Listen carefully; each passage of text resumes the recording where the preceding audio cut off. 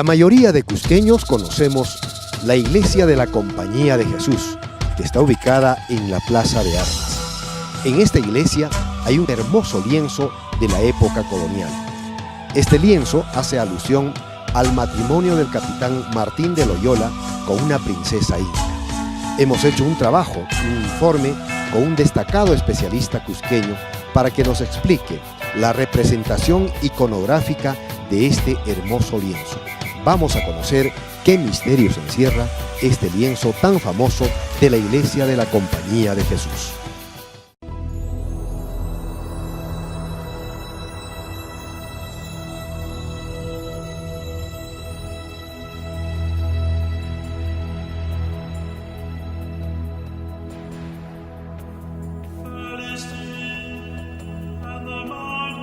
Alguna vez al ingresar a la iglesia de la Compañía de Jesús, ¿se percataron del lienzo que se ubica al inicio del templo? Presente exactamente en la parte superior del muro del lado izquierdo o del Evangelio. Pues este singular lienzo tiene mucha historia que contarnos, ya que con la invasión española también llegaron diversas órdenes religiosas para implantar la fe cristiana, siendo los medios más utilizados para evangelizar la pintura mural y los lienzos.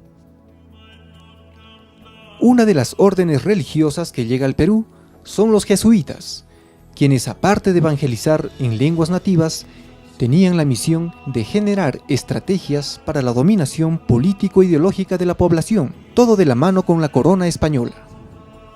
Para muestra, ponemos a su consideración el análisis e interpretación de una de las expresiones más importantes que tiene el acervo cultural cusqueño. Se trata del lienzo titulado El matrimonio del español Don Martín de Loyola con la princesa Beatriz Clara Ñusta, una investigación del catedrático Germán Cesenarro Benavente.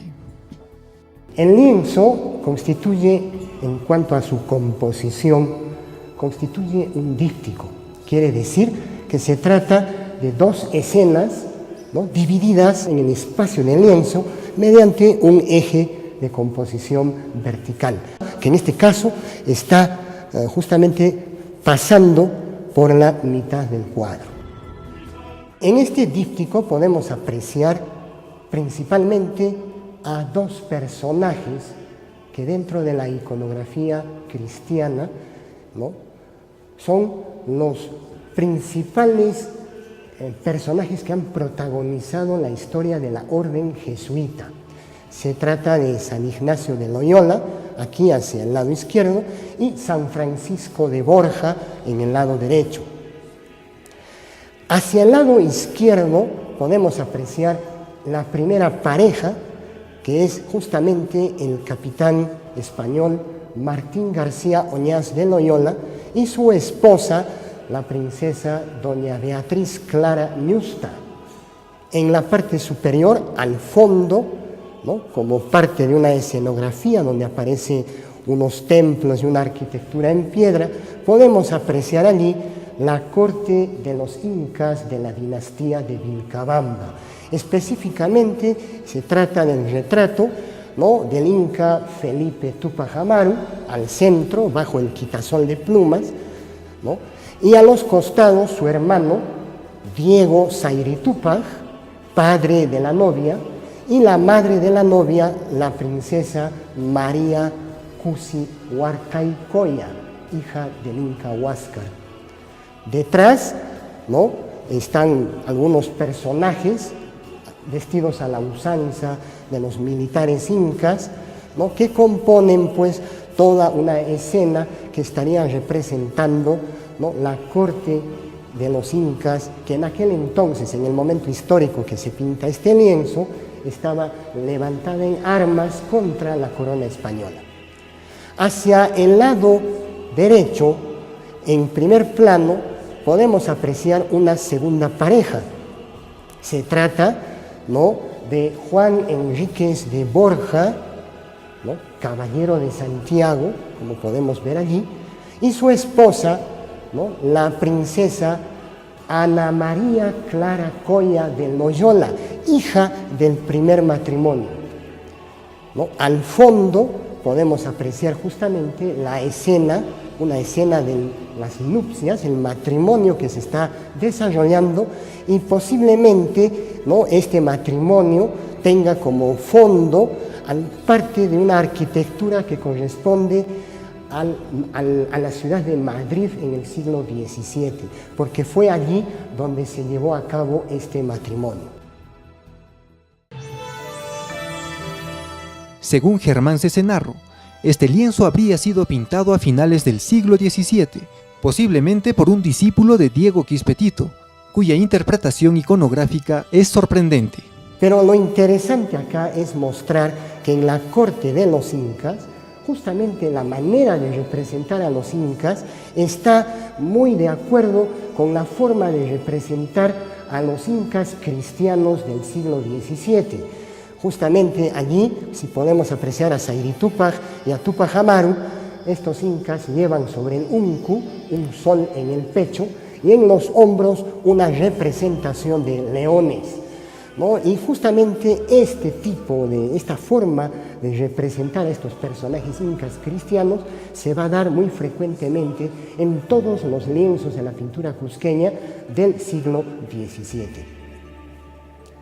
En la parte central, iconográficamente hablando, tenemos que pensar mucho en cómo están representados los dos personajes.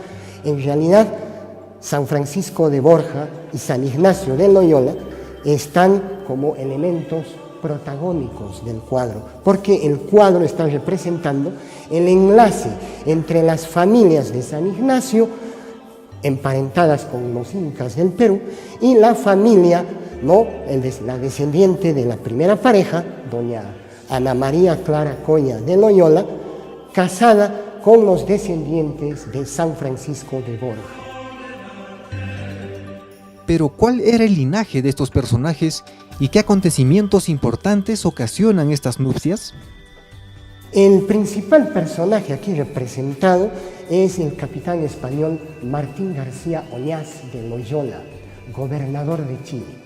Este personaje era nada más y nada menos que sobrino nieto, ¿no?, del fundador de la orden jesuita, San Ignacio de Loyola, que aparece ahí en el centro del cuadro.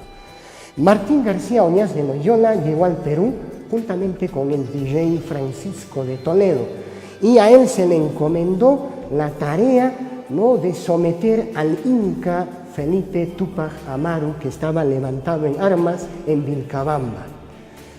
Martín García Oñaz de Loyola capturó al inca y con ello prácticamente se afianzó y se consolidó el poder español sobre los territorios, ¿no?, del Perú. Por ese hecho de haber capturado, ¿no?, al inca Felipe Túpac Amaru, se le dio como trofeo una serie de dádivas, y entre ellas se le otorgó como esposa a la hija de Sayri Túpac, sobrina de Túpac Amaru, la princesa, ¿no?, doña Beatriz Clara Ñusta. ¿Y quién era la ñusta Beatriz Clara? Beatriz Clara, ¿no?, era hija de Sayri Túpac y de María Cusi Huarcay.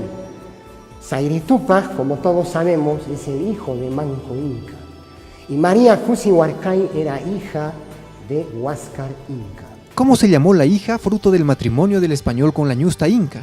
Y además, ¿con qué personaje se casó? La hija de este matrimonio, de Martín García Oñaz de Loyola y Beatriz Ñusta, se llamó Ana María Clara Coya de Loyola. Ella, a muy tierna edad, fue llevada a España a la muerte de su madre.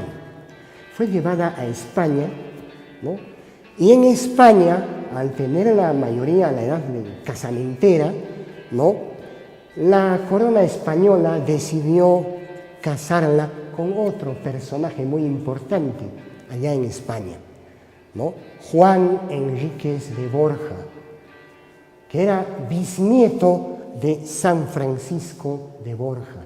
Y ese matrimonio se llevó a cabo en Madrid. La princesa Ana María Clara Coya ostentó el título de primera marquesa de Santiago de Oropesa, unos territorios que la corona española le otorgó a ella aquí en el Perú y que hoy corresponden a los sectores de Maras, Urubamba, parte de Chinchero. Vayamos ahora a la interpretación iconográfica de los personajes ubicados en la parte central del cuadro.